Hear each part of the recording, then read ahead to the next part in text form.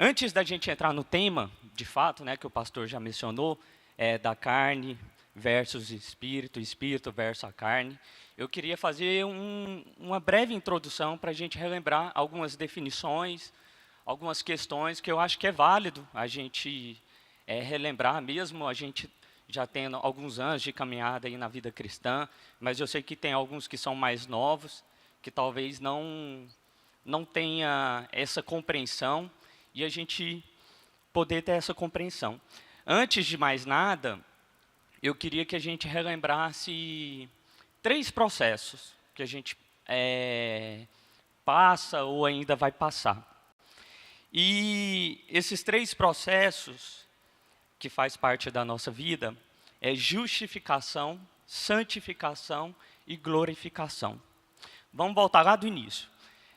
Antes da gente se converter, antes da gente ter um encontro real com Cristo, a gente tinha uma condição muito ruim, muito ruim. A Bíblia relata lá em Efésios, capítulo 2, em Romanos 6, que nós estávamos mortos em nossos delitos e pecados, éramos filhos da desobediência e escravos do pecado. Ou seja, aquela pessoa que não encontrou com Cristo ainda, né, que está lá fora, enfim, ela é escravo do pecado. Ela já está condenada pelo pecado, porque nós já nascemos pecadores. Então, a nossa condição é terrível, é a pior que existe. E a partir do momento que a gente se encontra com Cristo, né, que a gente tem um encontro real, verdadeiro com o Senhor, que a gente entrega a nossa vida, reconhecendo Ele como nosso único e Senhor Salvador da nossa vida, que o Espírito Santo de Deus vem morar em nossos corações, a gente passa por esse processo de conversão, né, mudança de mente. É como se Deus abrisse os nossos olhos e tirasse nós dessa escravidão, dessa condenação, por conta da obra dele, né? Nós sabemos e cremos que ele morreu há muitos anos atrás, ele morreu para nos salvar, né? Ele passou pelo processo de crucificação da cruz, ele entregou sua própria vida para que a gente fosse liberto dessa escravidão, dessa condenação, né? Por amor a nós. E aí, esse processo, esse primeiro processo que eu quero falar, é a justificação. Porque, por conta da obra de Cristo, nós somos tidos como justos. Por causa dele, nós somos justos. É como se eu, por exemplo, não tivesse cometido nenhum pecado, por causa dele. Então, eu sou justificado por causa dele. Amém? Então, esse processo, todos nós já passamos, né? Eu creio que todos nós já passamos por ele. Nós já fomos justificados. E um dia acontecerá algo muito maior. Nós seremos glorificados. Nós iremos encontrar, Cristo vai voltar. E o nosso corpo corruptível, ele será transformado. Lá em Romanos 8, fala que agora, pois, já nenhuma condenação há para aqueles que estão em Cristo Jesus. Porque é o seguinte, nós já fomos justificados, mas ainda não fomos glorificados. Porque a glorificação vai acontecer quando Cristo voltar.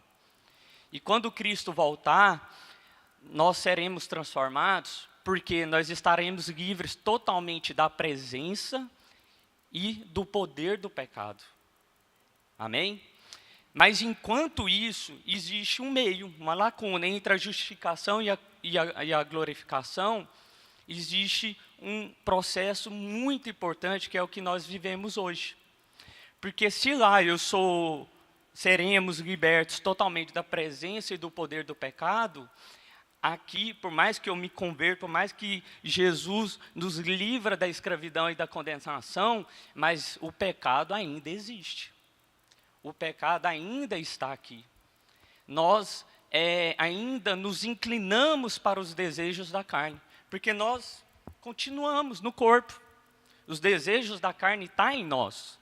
Então, ela não deixou de existir. E é por isso que o processo de santificação é muito importante nas nossas vidas hoje. A vida cristã, ela passa pelo processo de santificação.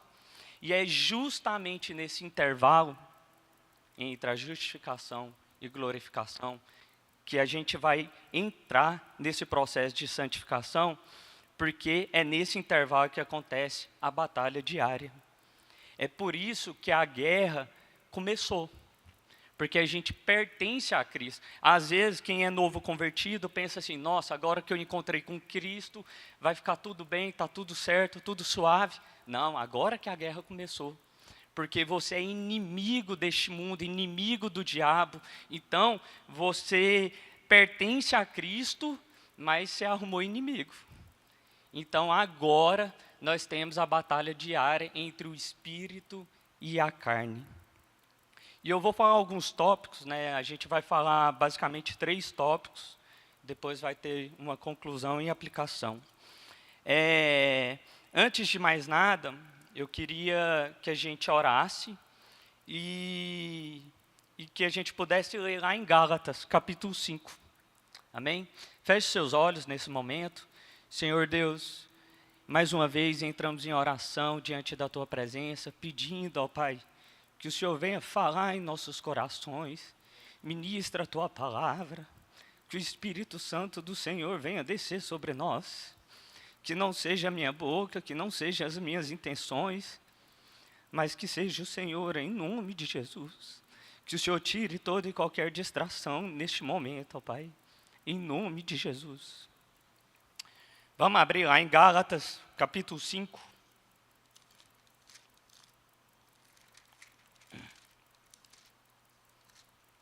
Capítulo 5, Carmen, verso 16.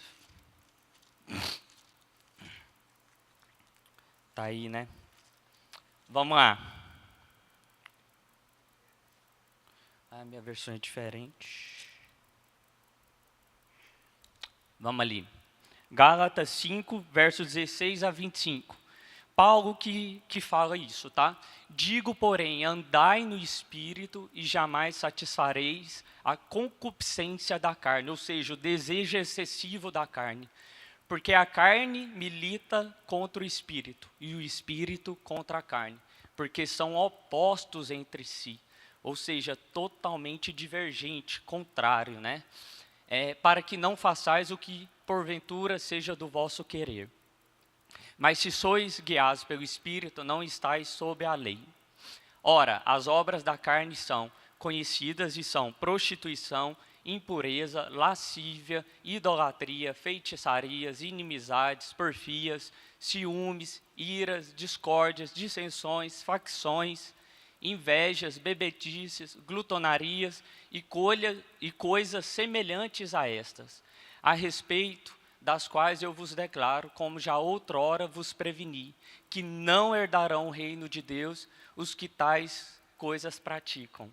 Mas o fruto do Espírito é amor, alegria, paz, longanimidade, benignidade, bondade, fidelidade, mansidão, domínio próprio. Contra estas coisas não há lei. E os que são de Cristo Jesus crucificaram a carne com as suas paixões e concupiscências. Se vivemos no Espírito, andemos também no Espírito. Repete o verso 17. Porque a carne milita contra o Espírito e o Espírito contra a carne, porque são opostos entre si, para que não façais o que porventura seja do vosso querer. Aqui nós entramos no primeiro tópico, que é: existe uma guerra dentro de nós. Sabe por que existe essa guerra, meus irmãos? Justamente porque eles são opostos entre si. Nós somos de Cristo. E se nós somos de Cristo, o pecado, o mundo, o diabo, ele quer te inclinar pelo outro lado. Ele quer te seduzir para o outro lado. O corpo é totalmente diferente do espírito. Nós lemos ali as obras da carne e o fruto do espírito.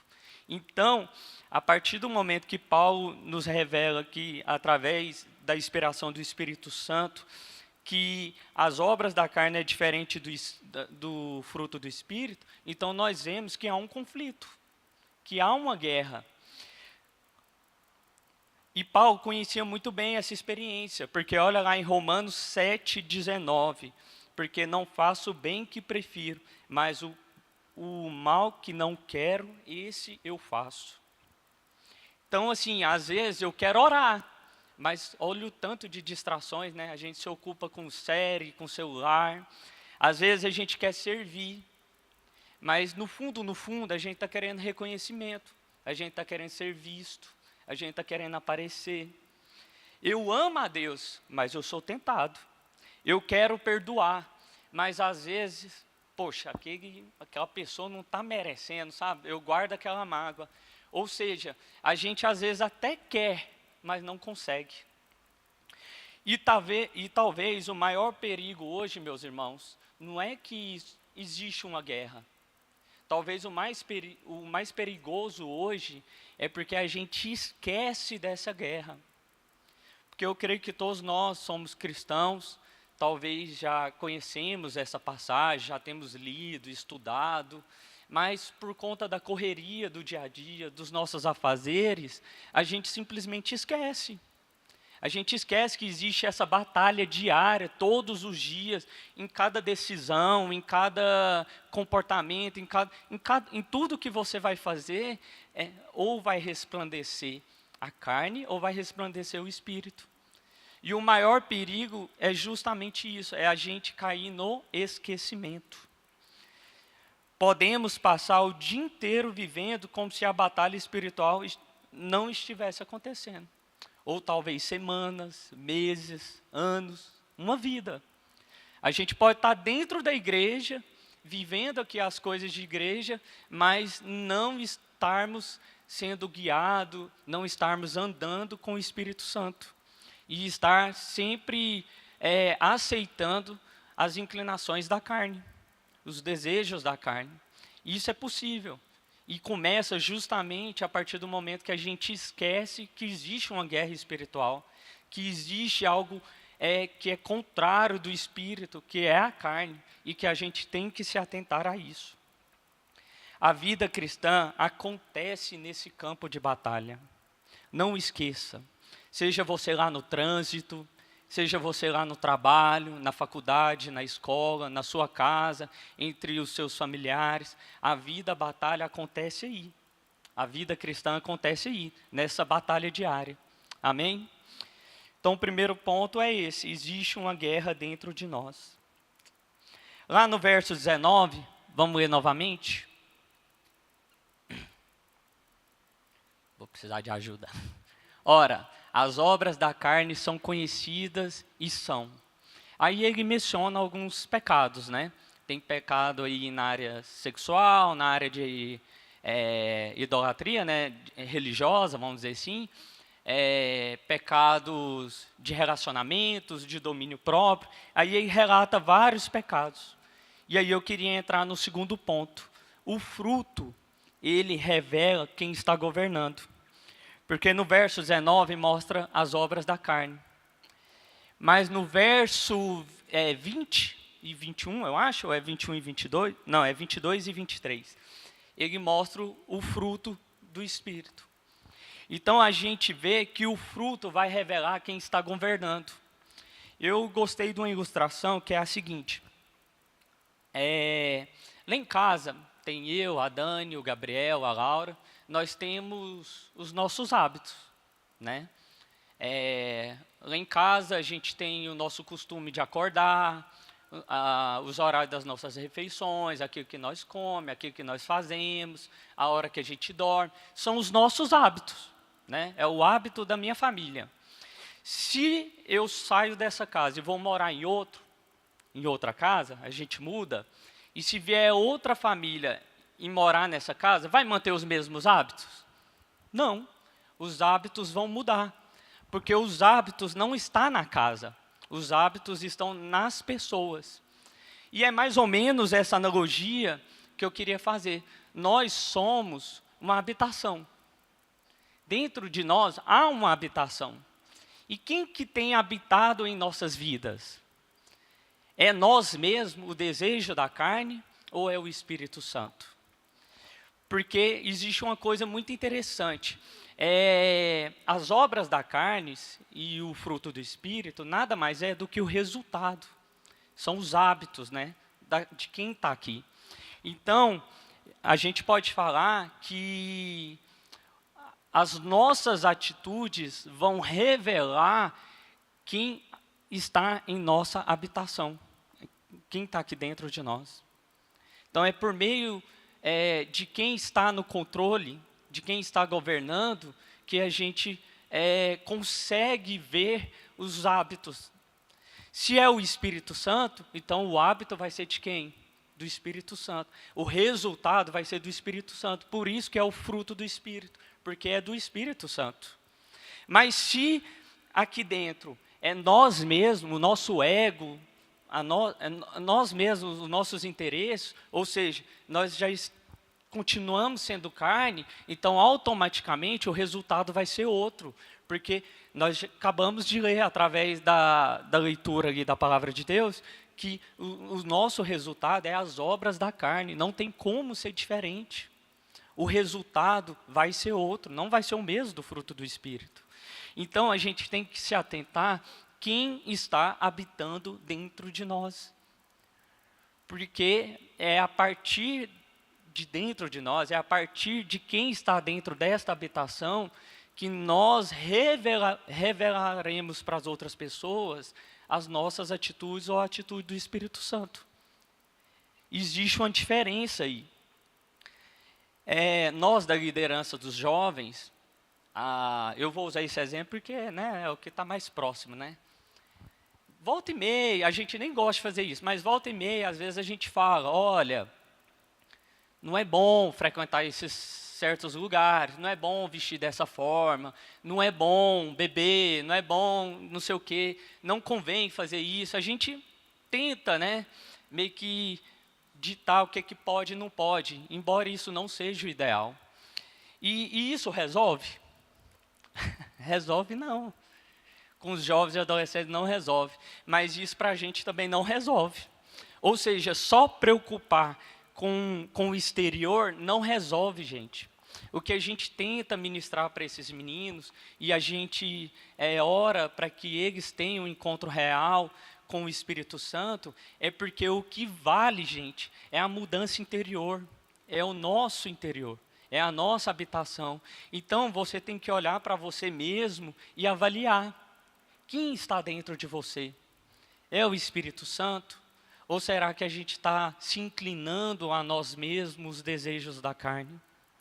Porque o inverso também é válido.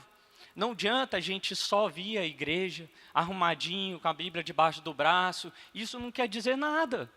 Quem está dentro de você? Às vezes você pode ter uma aparência de cristão, mas lá na sua casa você trata as pessoas da pior maneira. Lá no trabalho você trata as pessoas da pior maneira. Você não é manso, você não ama, você se ira facilmente, você tem inveja facilmente. Ou seja, o que adianta ter aparência de cristão? Não muda nada. Porque o que mais vale é o nosso interior. Se não valesse o Espírito Santo, o próprio Deus não tinha revelado a Paulo essa porção da palavra. Amém? E a batalha acontece muitas vezes nas pequenas decisões, nas respostas que eu poderia dar, no pensamento que eu decido alimentar, na oportunidade de servir, na decisão de obedecer. Ou seja, eu dei esse exemplo, o que mais vale não é a aparência, mas é a resposta que você vai dar, é o resultado. Às vezes aquela pessoa pisou no seu carro, né? Mas aí você decide perdoar, você decide continuar amando. É a diferença entre o espírito e a carne, é justamente nessas pequenas coisas. É por isso que a batalha ela é diária. E o fruto, não se engane, ele vai revelar quem está no governo. Porque aquilo que governa o interior, inevitavelmente, começa a aparecer no exterior. E tem uma coisa interessante aqui também, porque quando vai falar das obras da carne, Paulo usa a palavra obras, né? Plural, né? É como se fosse uma lista com vários pecados. É como se fosse um cardápio. Tipo assim, às vezes eu iro, às vezes eu tenho inveja, mas imoralidade sexual eu não faço. Ou seja, não necessariamente Paulo está querendo dizer que você faz todas essas coisas. Se você fizer uma, duas, três, você já está inclinando para as obras da carne. Então, ele usa o termo obras. Mas aí existe uma coisa magnífica, né? Que quando vai falar o fruto do Espírito, ele fala do fruto. Fruto não é colocado artificialmente em uma árvore, né? Quando a gente tem uma árvore aqui, o fruto não é colocado nela. E outra coisa, se eu plantei aqui agora, o fruto já não aparece de imediato, né? Para que eu tenha um pé de manga, eu tenho que plantar, eu tenho que cuidar, eu tenho que podar, vai crescer, eu tenho que podar, tem todo um processo para chegar no momento do amadurecimento e ele dá o fruto. Ou seja, o fruto, ele nasce porque existe vida. Porque se não existisse vida, não tem fruto. Vai ser só uma árvore com um galho seco. Então, existe uma coisa muito diferente aí. Vamos abrir lá em João 15, 5. Creio que todos conhecem esse versículo. Olha lá. Eu sou a videira, vós os ramos. Quem permanece em mim e eu nele, esse dá muito fruto, porque sem mim nada podeis fazer. O fruto não é do ramo, não é da videira, concorda? O ramo é a gente, né? Olha lá, eu sou a videira, vós os ramos. Então, o ramo por si só dá fruto? Não. O fruto vem em nós porque a gente permanece em Cristo. Porque Ele é a videira verdadeira. Lá em Salmos 1, abre lá, Salmos 1, 1, que é uma passagem que a gente trabalhou com os jovens. Olha lá, bem-aventurado o homem que não anda nos conselhos dos ímpios, não se detém no caminho dos pecadores, nem se assenta na roda dos escarnecedores. Antes, o seu prazer está na lei do Senhor, e na sua lei medita de dia e de noite. Ele é como árvore plantada junto à corrente de águas, que no devido tempo dá o seu fruto e cuja folhagem não murcha, e tudo quanto ele faz será bem-sucedido. Olha só, mais uma passagem em que o Espírito Santo nos mostra que ele não é obra, é fruto, é um processo. E isso é interessante porque, assim, às vezes você pode falar assim para mim, nossa, eu não tenho fruto do Espírito, eu sou impaciente, eu quero ter mais paciência, eu quero controlar mais meu temperamento, eu quero tentar amar mais, eu quero ser uma pessoa melhor. Ou então, às vezes, você já se aceita, né? Fala assim, não, eu sou assim mesmo, é o meu, como que fala? Meu jeito é assim mesmo, eu sou assim e tem que me aceitar assim. Não, gente. Você não é assim, e outra coisa, não é pelo esforço que você vai conseguir, porque é fruto. Permaneça ligado em Cristo e esse fruto vai aparecer. É consequência, é resultado. Por isso que eu falo, é resultado. As obras da carne é um resultado. O fruto do Espírito é outro resultado. E o que vai determinar esse resultado é aonde você tem permanecido. Em quem você tem permanecido, melhor dizendo. Você tem permanecido conectado a essa videira verdadeira? Você tem permanecido conectado a essa água viva, para que você seja uma árvore saudável, que no devido tempo vai dar um bom fruto? Essas coisas são importantes. Mas aí o evangelho vem mais fundo, né? Porque o fruto, gente, ele é um processo, né? Talvez hoje eu não ame como deveria ser, mas se eu permaneço ligado a ele, inevitavelmente, com o tempo eu vou amar mais, eu vou aprender a amar mais. E isso fala de formação de caráter. Por que o Evangelho vai mais fundo? Porque o Espírito Santo está formando Cristo em nós. É através dessa ligação com Cristo que o caráter de Cristo vai sendo formado em nós. E nós vamos sendo a imagem e semelhança de Cristo em tudo. Então, para que a gente venha ser homens, mulheres, jovens, pessoas que verdadeiramente são cristãos em suas atitudes, nós precisamos estar ligados a Deus. Nós precisamos entender que só conseguimos se parecer com Ele se nós estivermos conectados com Ele. Não tem outra forma.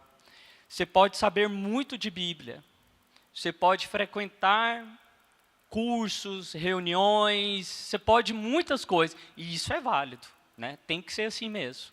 Mas tendo a consciência que só isso por si só é apenas conhecimento, é só presença. O que realmente vai trazer transformação, lembra lá do processo de santificação, aquilo que vai realmente te santificar, que vai trazer o caráter de Cristo para dentro de você e que você vai revelar o caráter de Cristo para as outras pessoas, é estando conectado com Ele em todo o tempo.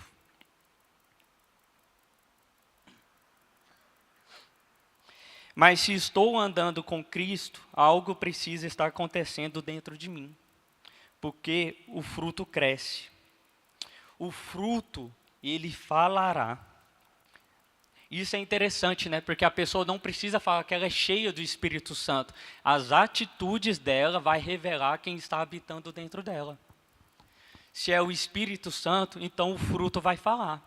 Vai falar em amor, em mansidão, em todas aquelas coisas que a gente leu. O fruto, ele denuncia a raiz.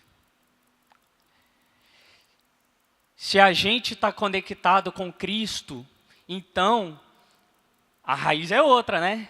Então o fruto vai ser outro. Não tem como num pé de manga nascer, sei lá, morango. Não tem como. O fruto denuncia a raiz. Amém? Terceiro tópico.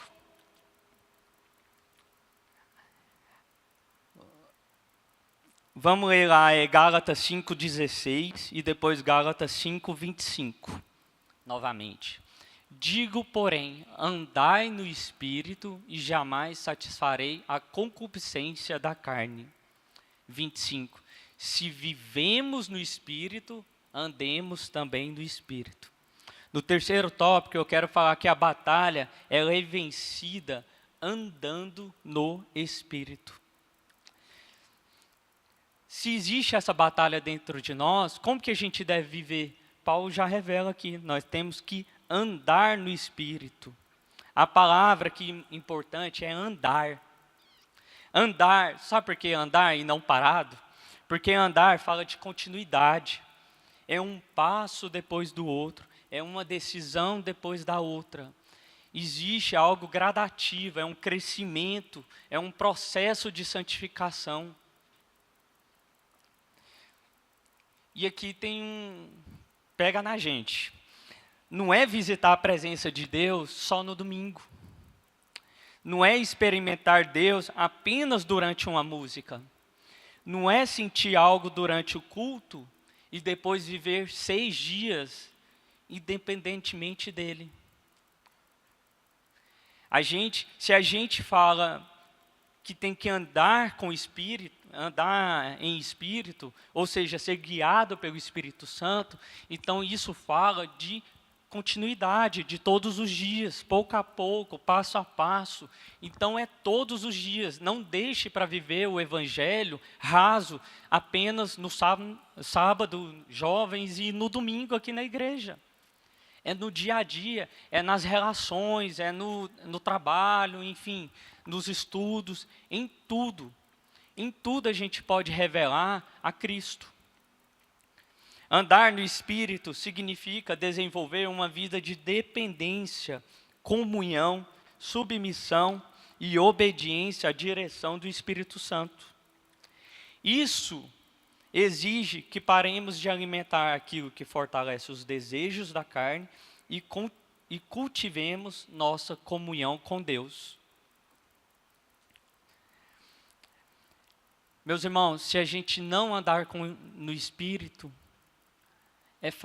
é fato, a gente vai se distanciar da presença de Deus e a gente vai apenas produzir aquela listagem lá de obras da carne, ou qualquer coisa semelhante àquela. Porque o nosso resultado é aquela. Lembra, nós somos justificados, somos libertos da condenação do pecado, somos livres, né? Porque não somos mais escravos, mas para que eu venha viver fora do poder do pecado, fora do domínio do pecado, enquanto Cristo não volta para a gente ser glorificado, a gente precisa andar com o Espírito Santo. Mas além de andar, a gente precisa obedecer. Porque existem momentos que sabemos exatamente o que devemos fazer. Às vezes a gente tem o Espírito Santo em nós, o Espírito Santo dá aquela cutucada, fala, você tinha que falar dessa forma, mas aí você, não, eu vou falar dessa forma, porque a pessoa merece essa resposta. Ou seja, a gente até sabe, mas a gente vai lá e faz de outra forma. Ou seja, não é só andar, a gente precisa obedecer. A maturidade cristã, ela é construída em pequenas decisões de obediência que ninguém vê. O pastor não está lá todos os dias na sua vida olhando para você lá. Não, mas o Espírito Santo está. É a Ele que a gente tem que prestar devida atenção. Lá em Gálatas 5:24, Paulo faz uma declaração muito forte. E os que são de Cristo Jesus crucificaram a carne com suas paixões e concupiscência. Eu queria concluir te perguntando, quem está governando aí dentro de você? Porque Paulo fala de crucificar a carne. Paulo não falou de, vamos educar a carne dessa forma. Não, é crucificar. É entregar todos os desejos da carne aos pés de Cristo e reconhecermos que nós somos fracos sem Ele e que nós dependemos dEle para essa caminhada, para essa obediência. Porque a carne diz, eu quero, mas o Espírito nos conduz a perguntar, o que o Senhor quer? A carne pergunta, o que vai me satisfazer? Mas o Espírito nos conduz a perguntar, o que glorifica a Cristo? Ou seja, em tudo que você vai fazer, meu irmão, como que Deus quer que você faça? O que Jesus faria em meus passos? O que Jesus faria em meu lugar?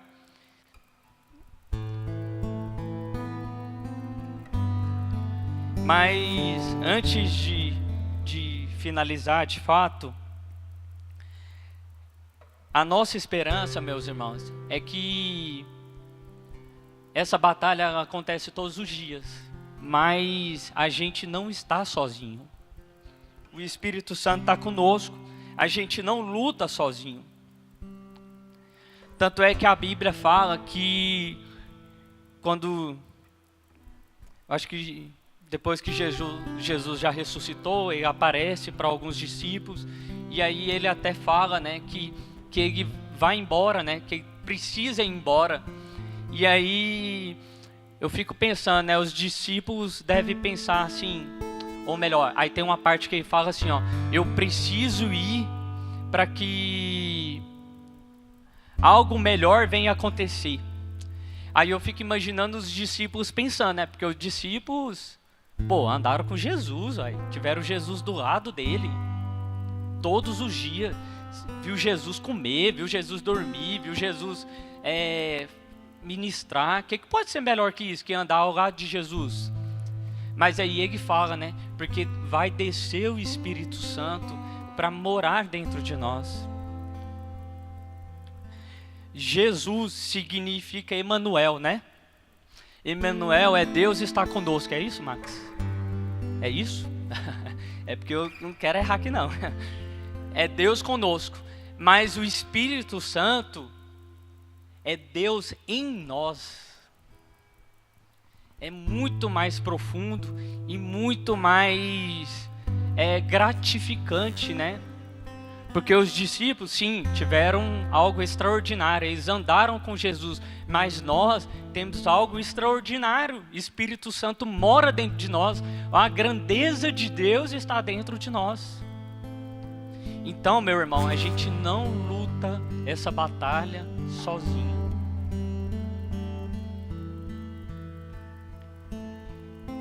Lembra, o ramo não produz o fruto fazendo mais força. O ramo produz porque ele permanece ligado à videira. Você precisa permanecer mais perto de Cristo. E para as aplicações, eu queria fazer 3 perguntas para você refletir aí no seu interior. A primeira pergunta é: o que as minhas atitudes têm revelado sobre quem está governando a minha vida? É como eu falei lá no início, né? O problema é, às vezes, não é que a gente não sabe que há uma guerra, uma batalha espiritual todos os dias, mas é porque a gente esquece e, consequentemente, as nossas atitudes vão ser outras. Vai ser se inclinar aos desejos da carne. E isso, meu irmão, está revelando a nós que aquilo que está governando dentro de nós não é o Espírito Santo. A segunda pergunta é: o que tenho alimentado mais ultimamente? Os desejos da carne ou minha comunhão com Deus? Meus irmãos, essa vida ela é passageira. É muito bom conquistar as coisas, trazer algo melhor para a nossa família, isso é válido, mas lembre-se, isso não é o mais importante, né? Essa palavra de Deus fala tanto para mim como para vocês, que a gente precisa estar conectado com o Espírito Santo, porque Ele é o mais importante, porque isso aqui vai acabar, e acabando isso aqui, qual que é o nosso tesouro? É os tesouros dessa terra, que não vale nada? Ou é os tesouros da vida eterna, do Espírito Santo, de nós encontrarmos um dia com Ele? De ver realmente a nossa esperança hoje sendo realizada. A terceira pergunta é: em qual área da minha vida o Espírito Santo tem me chamado à obediência, mas a minha carne continua resistindo? Talvez você já saiba qual que é. Talvez é uma mágoa, um relacionamento, um hábito, uma decisão, um pecado escondido, uma área da sua vida que talvez não foi entregue completamente a Deus.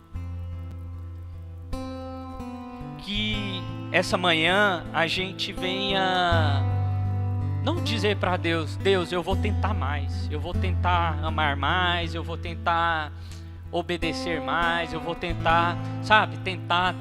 Não. A nossa oração hoje é: Espírito Santo, venha governar a minha vida. Venha reinar em mim, venha mudar o meu interior, porque os seus comportamentos, o seu exterior, ele há de mudar. É uma consequência. Permanecer em mim e eu permanecerei em vós. Neste momento, se você quiser se levantar, se ajoelhar, eu queria que a gente tirasse um tempo de oração, sabe? Às vezes você nunca tem orado. Espírito Santo, venha morar em mim, venha governar meu interior, venha tomar o controle da minha vida. Ou talvez a sua oração hoje seja: Espírito Santo, eu creio que o Senhor está dentro de mim, mas muitas das vezes eu tenho roubado esse controle da minha vida, querendo tomar as minhas próprias decisões, querendo realizar os meus próprios desejos. Então vamos orar neste momento.